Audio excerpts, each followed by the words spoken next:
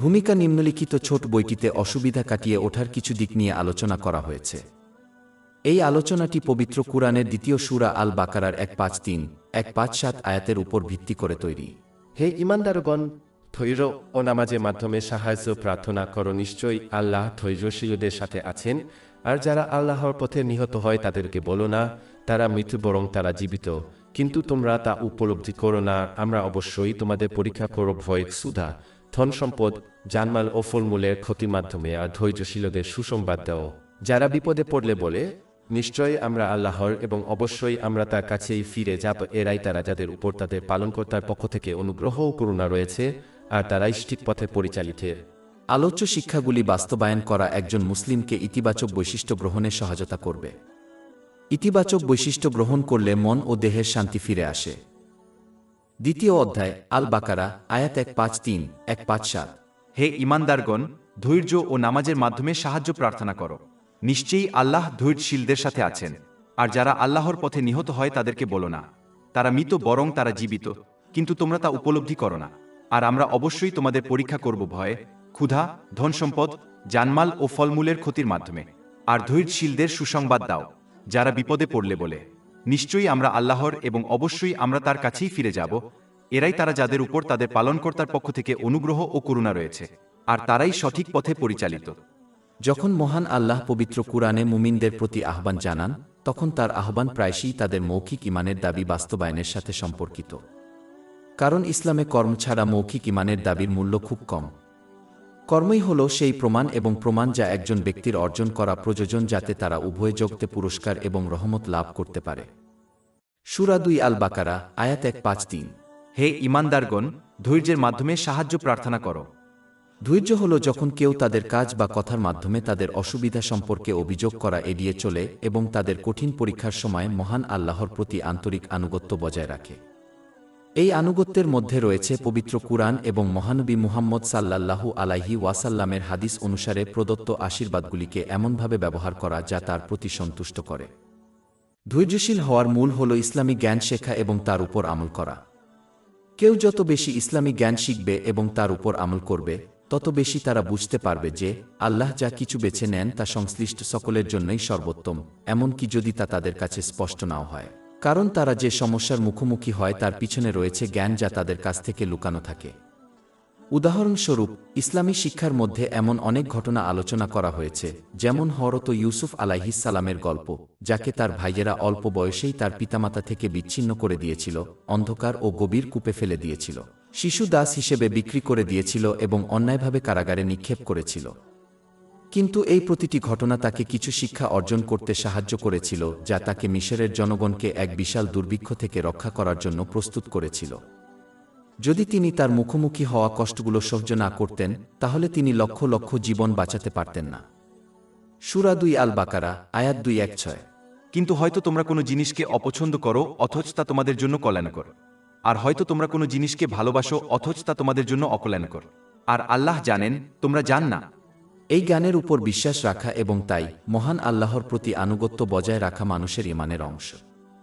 স্বাচ্ছন্দ্যের সময় মহান আল্লাহর উপর বিশ্বাস রাখা এবং তার প্রশংসা করা সহজ, কিন্তু আসল পরীক্ষা হল যখন কেউ সমস্যার সম্মুখীন হয় এবং তবুও তার আনুগত্য করে এবং তার প্রশংসা করে। ইসলামী শিক্ষা অধ্যয়ন করলে একজন ব্যক্তি তাদের অসুবিধাগুলিকে অন্যদের সাথে তুলনা করতে পারে, যারা আল্লাহর কাছে বেশি প্রিয় ছিল এবং আরও বেশি অসুবিধা সহ্য করেছে। এই তুলনা তাদের নিজেদের অসুবিধাকে ছোট করে দেখতে সাহায্য করে, যা তাদের ধৈর্য ধরে রাখতে সাহায্য করে। এটি তখনও অর্জন করা যেতে পারে যখন কেউ তাদের সময়ের মধ্যে অন্যান্য লোকদের পর্যবেক্ষণ করে যারা তাদের চেয়েও বেশি সমস্যার সম্মুখীন হচ্ছে।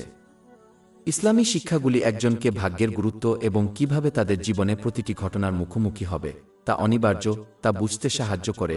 স্বাচ্ছন্দ্যের সময় হোক বা অসুবিধার, তা অনিবার্য এবং অনিবার্য কিছু সম্পর্কে অভিযোগ করার ফলে কোনো কল্যাণ হবে না।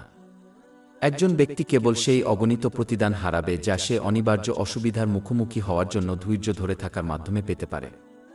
অধ্যায় 3 আজ জুমার, আয়াত 10। ধৈর্যশীলদের তাদের প্রতিদান বিনা হিসাব অর্থাৎ সীমা দেওয়া হবে। অতএব একজন ব্যক্তির সামনে ধৈর্যের সাথে একটি অনিবার্য ঘটনার মুখোমুখি হয়ে অগণিত পুরস্কার লাভ করা অথবা অধৈর্যের সাথে একটি অনিবার্য ঘটনার মুখোমুখি হয়ে তার প্রাপ্ত পুরস্কার হারাবার মধ্যে একটি পছন্দ করার সুযোগ রয়েছে। যেভাবেই হোক তারা অনিবার্য ঘটনার মুখোমুখি হবে, তাই উভয় যোগতেই এর থেকে লাভবান হওয়া যুক্তিসঙ্গত। অধ্যায় ৫-৭ আল হাদিদ, আয়াত ২-২-৩। পৃথিবীতে অথবা তোমাদের উপর এমন কোনো বিপদ আসে না যা আমরা তা সৃষ্টি করার পূর্বেই একটি কিতাবে লিপিবদ্ধ থাকে। নিশ্চয়ই এটি আল্লাহর জন্য সহজ, যাতে তোমরা যা এড়িয়ে গেছে তার জন্য হতাশ না হও। ইসলামী শিক্ষা অধ্যয়ন করলে একজন ব্যক্তি বুঝতে পারে যে এই পৃথিবীতে তারা যা চায় তা তাদের জন্য সর্বোত্তম নয়। সূরা ২ আল বাকারা, আয়াত ২-১-৬। কিন্তু হয়তো তোমরা কোনো জিনিসকে অপছন্দ করো অথচ তা তোমাদের জন্য কল্যাণকর, আর হয়তো তোমরা কোনো জিনিসকে ভালোবাসো অথচ তা তোমাদের জন্য অকল্যাণকর, আর আল্লাহ জানেন, তোমরা জান না। প্রতিটি ব্যক্তির জীবনে এই সত্যের অনেক উদাহরণ রয়েছে। এমন অনেক জিনিস আছে যা একজন ব্যক্তি বিশ্বাস করতে চায় যে এটি তার জন্য সর্বোত্তম, কেবল সেই জিনিসগুলি তার জন্য চাপের কারণ হয়ে ওঠে। এবং এমন অনেক জিনিস আছে যা একজন ব্যক্তি বিশ্বাস করতে অপছন্দ করে যে এটি তার জন্য খারাপ, কেবল সেই জিনিসগুলি তার জন্য মঙ্গলের কারণ হয়ে ওঠে। যে ব্যক্তি এটি বোঝে সে এমন পরিস্থিতি মোকাবেলা করার সময় কম অধৈর্য হবে যা তার আকাঙ্ক্ষার বিপরীত, কারণ সে বুঝতে পারে যে পরিস্থিতির মুখোমুখি হওয়া তার জন্য সর্বোত্তম, এমনকি এটি তার কাছে স্পষ্ট না হলেও। এছাড়াও যেমন তাপের মাধ্যমে সোনাকে বিশুদ্ধ করা হয়, তেমনি মানুষ অসুবিধার মুখোমুখি হয়ে মানসিক শক্তি অর্জন করে। যারা সহজ জীবনযাপনে অভ্যস্ত তারা প্রায়শই বিবাহের সমস্যার মতো মানসম্মত এবং এমনকি ছোটখাটো সমস্যার মুখোমুখি হওয়ার সময় মানসিক ভাঙ্গনের সম্মুখীন হয়। পরীক্ষার মাধ্যমে মহান আল্লাহ একজন মুসলিমের মানসিক অবস্থাকে শক্ত করেন যাতে তারা ভবিষ্যতের অসুবিধাগুলি সহজেই মোকাবেলা করতে পারে। ইসলামের শিক্ষা অনুসারে সকল পরিস্থিতিতে, এমনকি স্বাচ্ছন্দ্যের সময়েও ধৈর্য প্রয়োজন। স্বাচ্ছন্দ্যের সময়ে একজন ব্যক্তিকে ধৈর্য অবলম্বন করতে হবে যাতে তারা তাদের প্রদত্ত আশীর্বাদ, যেমন সুস্বাস্থ্য বা বেতন বৃদ্ধির অপব্যবহার থেকে বিরত থাকতে পারে। এই পৃথিবীতে অসুবিধার মুখোমুখি হওয়ার পিছনে আরও অনেক জ্ঞান রয়েছে যা ইসলামী শিক্ষার মধ্যে আলোচনা করা হয়েছে। অতএব মুসলমানদের জন্য এটি অধ্যয়ন করা, শেখা এবং সেগুলি অনুসরণ করা অত্যন্ত গুরুত্বপূর্ণ যাতে তারা প্রতিটি পরিস্থিতিতে ধৈর্য অবলম্বন করে যাতে তারা উভয় যোগতেই অগণিত পুরস্কার পায়। একজন ব্যক্তিকে প্রতিটি পরিস্থিতিতে ধৈর্যশীল থাকতে হবে, ঠিক যেমন একজন জ্ঞানী রোগী তার ডাক্তারের চিকিৎসা পরামর্শ গ্রহণ করে এবং তার উপর কাজ করে জেনে যে এটি তার জন্য সর্বোত্তম, যদিও তাকে তিক্ত ওষুধ এবং কঠোর খাদ্য পরিকল্পনা দেওয়া হয়। ধৈর্য মানে এই নয় যে একজন ব্যক্তি নিষ্ক্রিয় হয়ে পড়ে। ধৈর্যের একটি দিক হল পরিস্থিতি মোকাবেলা করা এবং ইসলামের শিক্ষা অনুসারে তা সংশোধন করার চেষ্টা করা। উদাহরণস্বরূপ, একজন স্ত্রী যিনি তার স্বামীর দ্বারা নির্যাতিত হচ্ছেন তার নিজেকে এবং তার সন্তানদের রক্ষা করার জন্য পদক্ষেপ নেওয়া উচিত, যেমন তার স্বামীর কাছ থেকে বিচ্ছিন্ন হওয়া। এইভাবে আচরণ করা ধৈর্যের পরিপন্থী নয়। নিষ্ক্রিয় হওয়ার সাথে ধৈর্য বা ইসলামের কোনো সম্পর্ক নেই। একইভাবে কান্নার মতো আবেগ প্রকাশ করা ধৈর্যের পরিপন্থী নয়, কারণ নবী ইয়াকুব আলাইহিস সালাম তার শোকে এত বেশি কেঁদেছিলেন যে তিনি অন্ধ হয়ে গিয়েছিলেন এবং তবুও মহান আল্লাহ তাকে কখনো সমালোচনা করেননি। সূরা ১-২ ইউসুফ, আয়াত ৮-৪। আর তিনি তাদের থেকে মুখ ফিরিয়ে নিলেন এবং বললেন, হায় ইউসুফের জন্য আমার দুঃখ, এবং দুঃখে তার চোখ সাদা হয়ে গেল, কারণ সে এটা দমনকারী ছিল। এমন অনেক উদাহরণ রয়েছে যেখানে মহানবী শাহ তার পুত্র ইব্রাহিম এর মৃত্যুর মতো দুঃখজনক পরিস্থিতিতে কেঁদেছিলেন। সুনানে আবু দাউদের ৩-১-২-৬ নম্বর হাদিসে এই বিষয়ে আলোচনা করা হয়েছে। কারো কথা ও কাজের মাধ্যমে আল্লাহর অবাধ্যতা প্রদর্শন ধৈর্যের পরিপন্থী, এর বাইরে অন্য কিছু গ্রহণযোগ্য এবং মানব প্রকৃতির অংশ, যেমন কান্নাকাটি এবং দুঃখ অনুভব করা। এটা মনে রাখা গুরুত্বপূর্ণ যে কঠিন পরিস্থিতির শুরু থেকে পৃথিবী ছেড়ে চলে যাওয়া পর্যন্ত ধৈর্য প্রদর্শন করতে হবে। সহিহ বুখারীর ১-৩-০-২ নম্বর হাদিসে এটি ইঙ্গিত করা হয়েছে। কিছু সময় অতিবাহিত হওয়ার পরে ধৈর্য প্রদর্শন করা প্রকৃত ধৈর্য নয়, এটি কেবল গ্রহণযোগ্যতা যা স্বাভাবিকভাবেই সকলের সাথে ঘটে। একজন মুসলিমকে কঠিন পরিস্থিতির শুরু থেকেই তাদের কথা ও কর্ম নিয়ন্ত্রণ করে ধৈর্য বজায় রাখতে হবে যাতে তারা অধৈর্যের লক্ষণ না দেখায়, এবং এই মনোভাব বজায় রাখতে হবে যতক্ষণ না তারা এই পৃথিবী ছেড়ে চলে যায়, কারণ অধৈর্য প্রদর্শন করে কেউ সহজেই ধৈর্যের সোয়াব হারাতে পারে। সূরা ২ আল বাকারা, আয়াত ১-৫-৩। হে ঈমানদারগণ, ধৈর্য ও নামাজের মাধ্যমে সাহায্য প্রার্থনা করো। নামাজের মাধ্যমে সাহায্য চাওয়া হয় কারণ এটি উভয় জাহানে মহান আল্লাহর রহমত আকর্ষণের একটি মাধ্যম। মহান আল্লাহর রহমত স্বাভাবিকভাবেই একজন মুসলিমকে অসুবিধা দূর করে এবং সকল পরিস্থিতিতে মহান আল্লাহর আনুগত্যের উপর অটল থাকার জন্য শক্তিশালী করে। এছাড়াও যখন এটি সঠিকভাবে প্রতিষ্ঠিত হয় তখন নামাজ বিচার দিবসের একটি ধ্রুবক স্মরণ করিয়ে দেয়। ফরজ নামাজ প্রতিষ্ঠার মধ্যে রয়েছে তাদের পূর্ণ শর্তাবলী এবং শিষ্টাচার, যেমন সময়মতো আদায় করা।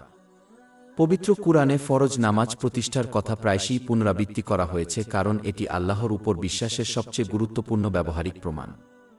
উপরন্তু যেহেতু প্রতিদিনের নামাজগুলি বিস্তৃত, তাই এগুলি বিচার দিবসের ধ্রুবক স্মরণ করিয়ে দেয় এবং এর জন্য ব্যবহারিকভাবে প্রস্তুতি নেয়, কারণ ফরজ নামাজের প্রতিটি স্তর বিচার দিবসের সাথে সংযুক্ত। যখন কেউ সঠিক অবস্থানে দাঁড়ায় তখন বিচার দিবসে সে এভাবেই আল্লাহর সামনে দাঁড়াবে। অধ্যায় 3 আল মুতাফিফিন, আয়াত 4-6। তারা কি ভাবে না যে তাদের পুনরুত্থিত করা হবে এক মহাদিনের জন্য, যেদিন মানুষ বিশ্বজগতের প্রতিপালকের সামনে দাঁড়াবে? যখন তারা রুকু করে তখন এটি তাদের সেই অনেক লোকের কথা মনে করিয়ে দেয় যারা পৃথিবীতে তাদের জীবদ্দশায় মহান আল্লাহর কাছে রুকু না করার জন্য বিচারের দিনে সমালোচিত হবে। সূরা 7 আল মুরসালাত, আয়াত 4-8। আর যখন তাদেরকে বলা হয় নামাজে রুকু করো, তখন তারা রুকু করে না। এই সমালোচনার মধ্যে জীবনের সকল ক্ষেত্রেই মহান আল্লাহর আনুগত্যের কাছে কার্যত আত্মসমর্পণ না করাও অন্তর্ভুক্ত। যখন কেউ নামাজে সিজদা করে তখন এটি তাকে স্মরণ করিয়ে দেয় যে বিচারের দিনে মানুষকে মহান আল্লাহর কাছে সিজদা করার জন্য কিভাবে আমন্ত্রণ জানানো হবে। কিন্তু যারা পৃথিবীতে তাদের জীবনের সকল ক্ষেত্রে তার আনুগত্য করার জন্য সঠিকভাবে সিজদা করেনি, তারা বিচারের দিনে এটি করতে সক্ষম হবে না। সূরা 6 আল কালাম, আয়াত 4-2-4-3। যেদিন পরিস্থিতি কঠিন হবে সেদিন তাদেরকে সিজদা করার জন্য ডাকা হবে, কিন্তু তা করতে বাধা দেওয়া হবে। তাদের চোখ অবনত হবে, অপমান তাদেরকে ঢেকে ফেলবে, আর তাদেরকে সুস্থ অবস্থায় সিজদা করার জন্য ডাকা হতো। যখন কেউ নামায়ে হাঁটু গেড়ে বসে তখন এটি তাকে স্মরণ করিয়ে দেয় যে কিয়ামতের দিন তারা কিভাবে তাদের চূড়ান্ত বিচারের ভয়ে আল্লাহর সামনে এই অবস্থানে বসে থাকবে। সূরা 4-5 আল জাসিয়াহ, আয়াত 2-8। আর তুমি প্রত্যেক জাতিকে ভয়ে নতজানু দেখবে। প্রত্যেক জাতিকে তাদের আমলনামার দিকে ডাকা হবে এবং বলা হবে, আজ তোমাদের কর্মের প্রতিফল দেওয়া হবে। যে ব্যক্তি এই বিষয়গুলো মাথায় রেখে নামাজ পড়বে সে তার নামাজ সঠিকভাবে প্রতিষ্ঠা করবে। এর ফলে তারা নামাজের মাঝখানে মহান আল্লাহর আনুগত্য করবে। সূরা 2 আল আনকাবুত, আয়াত 4-5। প্রকৃতপক্ষে নামাজ অনৈতিকতা এবং অন্যায় কাজ থেকে বিরত রাখে। এই আনুগত্যের অর্থ হল পবিত্র কুরআন এবং মহানবী হযরত মুহাম্মদ এর হাদিসে বর্ণিত তার সন্তুষ্টির জন্য প্রদত্ত আশীর্বাদগুলো ব্যবহার করা। অতএব নামাজ প্রতিষ্ঠা করা একজনকে আন্তরিকভাবে আল্লাহ তাআলার আনুগত্য করতে সাহায্য করে, যা পরবর্তীতে ঐশ্বরিক করুণা এবং মানসিক শক্তির দিকে পরিচালিত করে, যাতে তারা যে কোনো সমস্যার মুখোমুখি হতে পারে। কারণ আল্লাহ তাআলা তার আনুগত্যের উপর দৃঢ় থাকলে যে কোনো পরিস্থিতি থেকে নিরাপদে বেরিয়ে আসার প্রতিশ্রুতি দিয়েছেন। 5 অধ্যায় তালাক, আয়াত 2। আর যে আল্লাহকে ভয় করে তিনি তার জন্য মুক্তির পথ করে দেবেন। অধিকন্তু নামাজ যখন বিচার দিবসের কথা স্মরণ করিয়ে দেয়, যার ভয়াবহতা এবং অসুবিধাগুলি এই পৃথিবীর কঠিন পরিস্থিতির চেয়েও বেশি, তখন এই স্মরণ করিয়ে দেওয়া তাদের সেই কঠিন পরিস্থিতিকে ছোট করে দেখতে সাহায্য করবে। কারণ বিচার দিবসের কঠিন পরিস্থিতির তুলনায় সমস্ত পার্থিব সমস্যাই তুচ্ছ। কেউ যত বেশি এই পৃথিবীতে তাদের মুখোমুখি হওয়া কঠিন পরিস্থিতিকে ছোট করবে, তত বেশি তারা ধৈর্যের সাথে সেগুলো মোকাবেলা করবে। যে ব্যক্তি ধৈর্য এবং নামাজ প্রতিষ্ঠাকে অন্তর্ভুক্ত করে সে উভয় জগতেই মহান আল্লাহর ঐশ্বরিক নৈকট্য লাভ করবে। সূরা 2 আল বাকারা, আয়াত 1-5-3। ধৈর্য ও নামাজের মাধ্যমে সাহায্য প্রার্থনা করো, নিশ্চয়ই আল্লাহ ধৈর্যশীলদের সাথে আছেন। যে ব্যক্তি মহান আল্লাহর নৈকট্য অর্জন করে সে উভয় জগতেই মানসিক শান্তি এবং সাফল্য লাভ করবে, এমনকি যদি সে পথে অসুবিধার সম্মুখীন হয়। যেমন একজন ব্যক্তি এই পৃথিবীতে তার সম্মুখীন হওয়া পরীক্ষা এবং অসুবিধার পিছনের সমস্ত জ্ঞান বুঝতে পারে না, তেমনি যারা তাদের জীবন এবং পার্থিব বরকত মহান আল্লাহর সন্তুষ্টির জন্য উৎসর্গ করে, তাদের পুরস্কার এবং আশীর্বাদগুলি সে বুঝতে পারে না। সূরা 2 আল বাকারা, আয়াত 1-5-4। আর যারা আল্লাহর পথে নিহত হয় তাদেরকে মৃত বলো না, বরং তারা জীবিত। মর্যাদা অর্জনের কিন্তু তোমরা জন্য তা উপলব্ধি ধৈর্য করো। এবং নামাজ প্রতিষ্ঠার মাধ্যমে মানসিক শক্তি গ্রহণ করতে হবে, কারণ মহান আল্লাহকে সন্তুষ্ট করার জন্য নিজের জীবন এবং আশীর্বাদ উৎসর্গ করা একটি কঠিন কাজ। কারণ শয়তান, তার অভ্যন্তরীণ শয়তান এবং বস্তুগত জগৎ ক্রমাগত একজন ব্যক্তিকে প্রদত্ত আশীর্বাদের অপব্যবহারের জন্য আমন্ত্রণ জানাচ্ছে। সূরা 2 আল বাকারা, আয়াত 1-5-3-1-5-4। ধৈর্য ও নামাজের মাধ্যমে সাহায্য প্রার্থনা করো, নিশ্চয়ই আল্লাহ ধৈর্যশীলদের সাথে আছেন। আর যারা আল্লাহর পথে নিহত হয় তাদের সম্পর্কে বলো না, তারা মৃত বরং তারা জীবিত, কিন্তু তোমরা তা উপলব্ধি করো না। সাধারণভাবে বলতে গেলে এর অর্থ হল যে ব্যক্তি তার জীবন ও সম্পদ আল্লাহর সন্তুষ্টির জন্য উৎসর্গ করে সেই একমাত্র প্রকৃত জীবিত যিনি এই পৃথিবীতে এবং পরকালেও জীবিত। অন্যদিকে যে ব্যক্তি তাদের প্রদত্ত আশীর্বাদের অপব্যবহার করে সে উভয় জগতেই মৃত, এমনকি যদি তারা জৈবিকভাবে জীবিত হয়। এর কারণ হল তারা তাদের সৃষ্টির উদ্দেশ্য পূরণ করতে ব্যর্থ হয়েছে, এবং যে ব্যক্তি তাদের সৃষ্টির উদ্দেশ্য পূরণ করতে ব্যর্থ হয় তার ক্ষেত্রে জীবিত এবং মৃতের মধ্যে কোনো বাস্তব পার্থক্য নেই। অধ্যায় ৫ আয়াত ধরিয়াত আয়াত ৫-৬। আর আমি জিন ও মানুষকে আমার ইবাদত আনুগত্য করার জন্যই সৃষ্টি করিনি। সহিহ বুখারী ৬৪০৭ নম্বরে পাওয়া একটি হাদিসে মহানবী মুহাম্মদ সতর্ক করে দিয়েছেন যে জীবিত ও মৃতের মধ্যে পার্থক্য হল মহান আল্লাহর স্মরণ। অর্থাৎ যে ব্যক্তি পবিত্র কুরআন এবং মহানবী মুহাম্মদ এর হাদিসে বর্ণিত অনুগ্রহগুলো ব্যবহার করে আল্লাহকে স্মরণ করে সে মৃত্যুর পরেও জীবিত। ইতিহাসের পাতা উল্টালে এটা স্পষ্ট হয়। যারা এইভাবে আচরণ করেছিলেন, যেমন সাহাবাগণ, আল্লাহ তাদের উপর সন্তুষ্ট হন, তাদের জীবিত থাকাকালীন ইতিবাচকভাবে স্মরণ করা হতো এবং তাদের মৃত্যুর পরেও স্মরণ করা হতো। তাদের শিক্ষা ও জীবন এমনভাবে অধ্যয়ন করা হয় যা এমনভাবে অনুধাবন করে যে তারা এখনও মানুষের মধ্যে জীবিত। অন্যদিকে যে ব্যক্তি প্রদত্ত অনুগ্রহগুলোর অপব্যবহার করে মহান আল্লাহকে ভুলে যায় সে জীবিত থাকাকালীনও মৃত। ধনী ও বিখ্যাত ব্যক্তিদের দেখলেও এটা স্পষ্ট হয়, যারা পার্থিব সম্পদ থাকা সত্ত্বেও হতাশাগ্রস্ত ও দুঃখী জীবনযাপন করেন, এমন একটি জীবন যা প্রাণবন্ত বলে মনে হয়, যদিও ভেতরটা খালি ফুলদানির মতো। এটা মোটেও বেঁচে থাকা নয়। এবং তাদের মৃত্যুর পর পৃথিবী তাদের ইতিবাচকভাবে খুব কমই স্মরণ করে এবং ইতিহাসে পাদটিকা হয়ে যায় যখন তাদের ভক্তরা পরবর্তী সেলিব্রিটির দিকে অন্ধভাবে অনুসরণ করে। এবং যদি মৃত ব্যক্তি নরকে যায় তাহলে তারা বিস্মৃতিতে পড়ে থাকবে, না জীবিত থাকবে, না মরবে। অধ্যায় ২ তাহা আয়াত ৭-৪। নিশ্চয় যে ব্যক্তি তার পালনকর্তার কাছে অপরাধী হয়ে আসে তার জন্য জাহান্নাম রয়েছে, সেখানে সে মরবে না এবং বাঁচবেও না। অতএব যে ব্যক্তি সত্যিকার অর্থে উভয় জগতে বেঁচে থাকতে চায় তাকে অবশ্যই মহান আল্লাহর আনুগত্য করে তাদের সৃষ্টির উদ্দেশ্য পূরণ করতে হবে, যার মধ্যে রয়েছে পবিত্র কুরআন এবং মহানবী মুহাম্মদ এর হাদিসে বর্ণিত তার সন্তুষ্টির জন্য প্রদত্ত আশীর্বাদগুলি ব্যবহার করা। সূরা ২ আল বাকারা আয়াত ১-৫-৪। আর যারা আল্লাহর পথে নিহত হয় তাদেরকে মৃত বলো না, বরং তারা জীবিত, কিন্তু তোমরা তা উপলব্ধি করো না। সাধারণভাবে বলতে গেলে ১-৫-৪ নম্বর আয়াতের শুরুতে ব্যক্তির কথার উপর ভালো নিয়ন্ত্রণ রাখার গুরুত্ব নির্দেশ করা হয়েছে। কথাবার্তাকে ৩টি ভাগে ভাগ করা যেতে পারে। প্রথমটি হল মন্দ কথা যা যে কোনো মূল্যে এড়িয়ে চলতে হবে। দ্বিতীয়টি হল ভালো কথা যা উপযুক্ত সময়ে বলা উচিত। কথার শেষ বিভাগ হল অসার কথা। এই ধরনের কথাকে পাপ বা সৎ কাজ হিসেবে বিবেচনা করা হয় না, তবে যেহেতু এই ধরনের কথা মন্দ কথার দিকে পরিচালিত করে তাই এটি এড়িয়ে চলাই ভালো। উপরন্তু অসার কথাবার্তা বিচারের দিন একজন ব্যক্তির জন্য অনুশোচনার কারণ হবে যখন সে অনর্থক কথাবার্তায় তাদের সময় এবং সুযোগ নষ্ট করতে দেখবে। অতএব একজন মুসলিমের উচিত হয় ভালো কথা বলা, নয়তো চুপ থাকা। সহিহ মুসলিমের ১৭৬ নম্বর হাদিসে এই পরামর্শ দেওয়া হয়েছে। অতঃপর আল্লাহ সর্বশক্তিমান মানুষকে এই পৃথিবীর উদ্দেশ্য এবং এই পৃথিবীতে জীবনের পরীক্ষার কথা মনে করিয়ে দেন। দ্বিতীয় অধ্যায় আল বাকারা আয়াত ১-৫-৫। আর আমরা অবশ্যই তোমাদের পরীক্ষা করব কিছুটা ভয়ে, ক্ষুধা, ধনসম্পদ, জান ও ফলফসলের ক্ষতির মাধ্যমে। জীবনের পরীক্ষা খুবই সহজ। মহান আল্লাহ একজন ব্যক্তিকে কিছু আশীর্বাদ দান করেছেন এবং তাদেরকে এই আশীর্বাদগুলো সঠিকভাবে ব্যবহার করার নির্দেশ দিয়েছেন যাতে তারা উভয় জগতেই মানসিক শান্তি অর্জন করতে পারে। এই পরীক্ষা সম্পূর্ণ এবং ন্যায্য হওয়ার জন্য একজন ব্যক্তিকে স্বাচ্ছন্দ্য এবং অসুবিধা উভয় সময়েই এইভাবে আচরণ করতে হবে।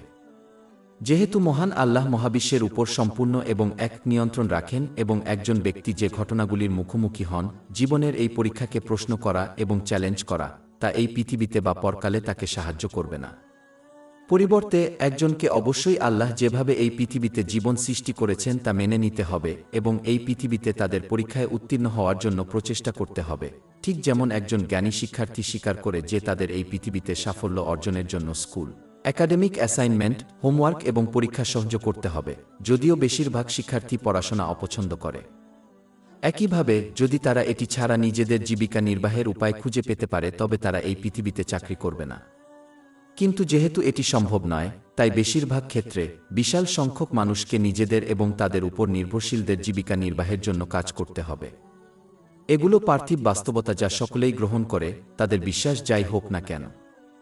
একইভাবে একজন ব্যক্তিকে এই পৃথিবীতে জীবনের পরীক্ষার বাস্তবতা মেনে নিতে হবে, এমনকি যদি তা তাদের কাছে অর্থহীনও হয়, কারণ এর মুখোমুখি হওয়া অনিবার্য। যেমনটি আগেই উল্লেখ করা হয়েছে, যারা ধৈর্য এবং নামাজ প্রতিষ্ঠার মাধ্যমে মানসিক শক্তি অর্জন করে, তারা মহান আল্লাহর সাহচর্য লাভ করবে। সূরা 2 আল বাকারা, আয়াত 153। হে ঈমানদারগণ, ধৈর্য ও নামাজের মাধ্যমে সাহায্য প্রার্থনা করো। নিশ্চয়ই আল্লাহ ধৈর্যশীলদের সাথে আছেন। মহান আল্লাহর সাহচর্য উভয় জগতেই ঐশ্বরিক রহমতের দিকে পরিচালিত করে। সূরা 2 আল বাকারা, আয়াত 155। কিন্তু রোগীকে সুসংবাদ দাও।